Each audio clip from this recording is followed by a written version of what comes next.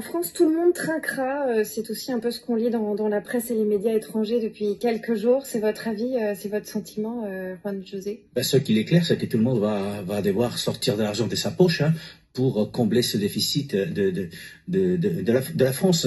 Après, il y a ces polémiques qui sont magnifiques en France. Est-ce que c'est un budget d'austérité ou c'est un budget de rigueur? Alors, quand vous posez la question à des pays du Sud, que ce soit la Grèce, l'Espagne, le Portugal, voire l'Italie, pour nous, c'est juste de la rigueur, puisque l'austérité est beaucoup plus que ça, en fait. Nous, on a connu la vraie austérité. Mais en tout état de cause, c'est vrai qu'il n'y a rien de nouveau sous le soleil en France, parce que ce qui a été proposé, c'est ce qui était attendu. Déjà, on savait, ça avait été annoncé que ça allait être un budget difficile, où il va falloir effectivement racler le fond de poche pour payer la dette. Alors c'est vrai que ça va faire mal, tout d'abord aux retraités, parce que bon, même si on décale de 6 mois l'augmentation de retraite, même si il va falloir payer aussi les médecins, même si les mutuelles vont être plus chères.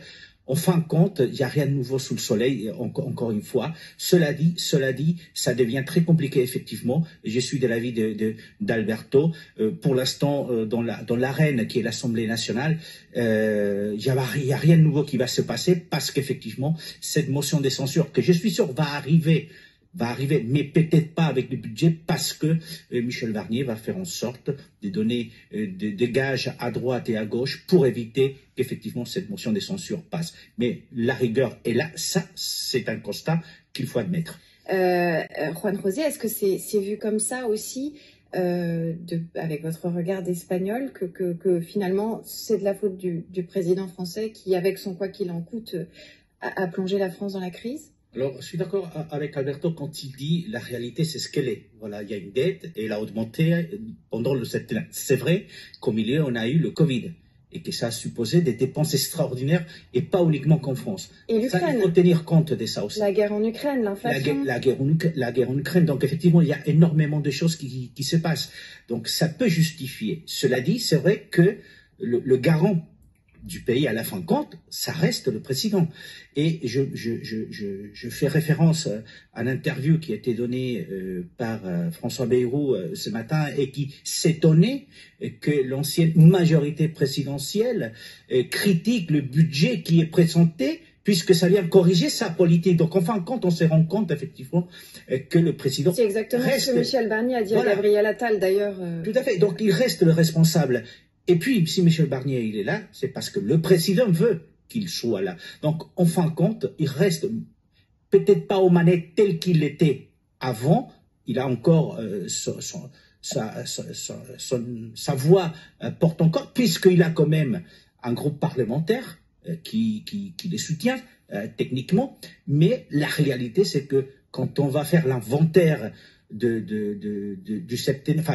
quinquennat d'Emmanuel Macron, bien sûr, la dette, c'est dans les rouges. C'est une réalité, comme on avait fait l'inventaire de François Hollande après son quinquennat. Et puis on a aidé la Grèce, on a aidé le Portugal. Donc est-ce qu'à un moment donné, on se dit pas aussi... C'est un peu comme dans une copropriété, quand il y en a un qui paye pas ses charges. À un moment donné, on en a marre de payer les charges des autres, quand même, non? C'est vrai. On a aidé le Portugal, la Grèce. On a aidé l'Espagne aussi, parce que le renflouement des banques espagnoles est passé justement par l'Europe. Mais ce qui m'étonne, c'est que on fait pas la différence parfois entre tout ce qui est la politique, la macroéconomique. Les chiffres qui ont été donnés par rapport à l'Espagne, ils sont vrais. Sauf que, quand vous regardez aujourd'hui, quel est le pays qui a le plus de chômage en Europe? C'est l'Espagne, devant la Grèce. Qui est le pays où il y a plus de chômage pour les moins de 25 ans? C'est l'Espagne, devant la Grèce. Ça s'est pas résorbé du tout, ça. Donc, ça s'est résorbé en partie, mais on était à 27% et on est à pratiquement 12-13%. Donc, on a résorbé, mais on est venu de beaucoup plus loin. Donc, c'est pour ça que ça, c'est la macroéconomie. Après, il y a la réalité de la rue. Est-ce que les prix augmentent? Est-ce qu'ils n'augmentent pas? L'Espagne et le Portugal ont bénéficié d'une dérogation pour les prix de l'électricité. Et donc, ça compte aussi. Mais en fin de compte, effectivement, l'austérité et la rigueur, l'Espagne, l'Italie, le Portugal sont passés par là. Ça, c'est important. Alors maintenant, c'est vrai qu'en quelque sorte, c'est la France qui va devoir payer les plats cassés des 7 dernières années. Les pots cassés. Les pots cassés. Parce que je trouve qu'il y a un problème fondamental en France par rapport au budget. C'est que la France, depuis 35 ans, budgétise toujours avec une dette à venir, au-delà de l'argent qu'elle va recevoir. En Espagne, il est impossible. Vous ne pouvez pas prévoir un budget qui va être déficitaire. La Constitution l'interdit. D'ailleurs, on a changé la Constitution pour introduire ce qu'on a appelé la règle d'or. C'est-à-dire, voilà, vous ne pouvez pas proposer un budget déficitaire.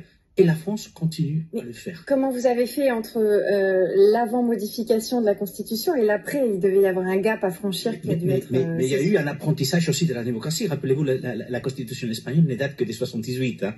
Donc, et puis, il y a eu les différentes périodes d'austérité qui sont parties. Parce qu'on parle de 2010-2011, mais on oublie la crise financière de 2008, qui a fortement touché les pays du Sud aussi. Donc, effectivement, l'Espagne a recours à ça. D'ailleurs, je pense qu'en Allemagne, c'est grosso modo pareil par rapport au budget. Donc, ce qui est important, c'est que c'est vrai, et structurellement, la France, tous les ans, propose un budget qui, de toute façon, va être déficitaire. Et là, c'est peut-être l'erreur de départ.